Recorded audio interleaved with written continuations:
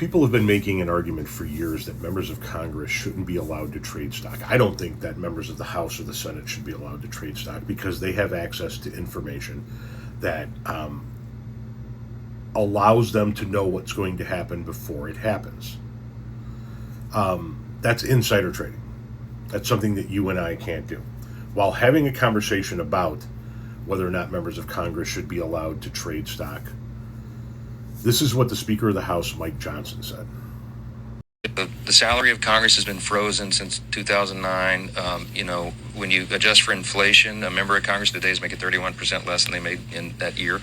It goes down every year. And over time, if you stay on this trajectory, you're going to have less qualified people who are willing to make the extreme sacrifice to run for Congress. I mean, it's just people just make a reasonable decision as a family on whether or not they can come and move to Washington, have a residence here, a residence at home, and do all the things that are required.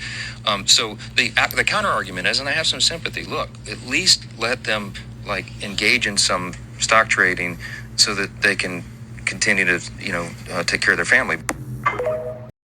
Now, for the purposes of having all of the information for this conversation, the lowest paid member of Congress gets $174,000 a year, and that doesn't include their health insurance and other allowances they get for their staff and for travel and things like that. This is their base salary, $174,000 a year. The Speaker of the House himself makes $223,000. The majority and minority leaders, $193,000. Senate Pro Tem, $193,000. These are the salaries that we're talking about. Now, the average personal income in the United States of America is $67,080 per year, with the median personal income sitting at $51,300. That means that a member of Congress makes approximately $107,000 a year more than the average income in the United States of America. Additionally, the federal minimum wage has also not been raised since 2009, when it was raised to $7.25 an hour. Which means somebody making minimum wage has the same problem. They have about 30% of the buying power today that they had in 2009 when minimum wage stopped going up.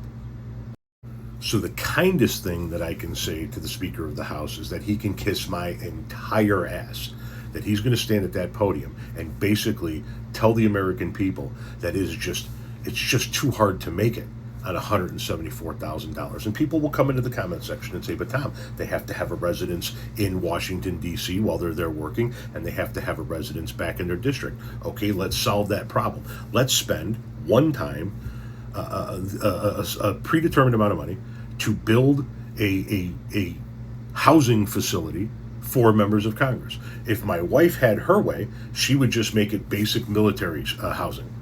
I say, let's go ahead and give them the perks, right? Build a state-of-the-art condo building that is drone-proof and bulletproof and has a concierge and a cafeteria and a swimming pool and everything. And that way, they don't ever have to worry about their expenses here in Washington, D.C.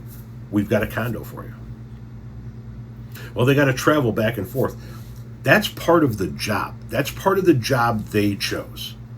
And they're still getting $174,000. If it's too tough to live on $174,000, maybe they should put forth legislature that makes it easier for people to live on $174,000.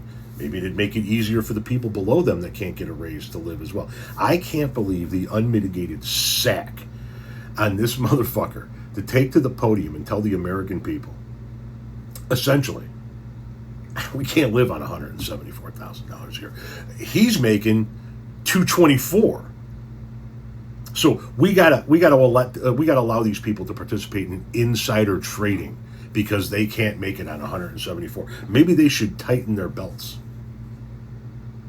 Maybe they should do what the American public has to do and figure out while they're sitting down with this month's bills how they're going to juggle everything because shit got more expensive.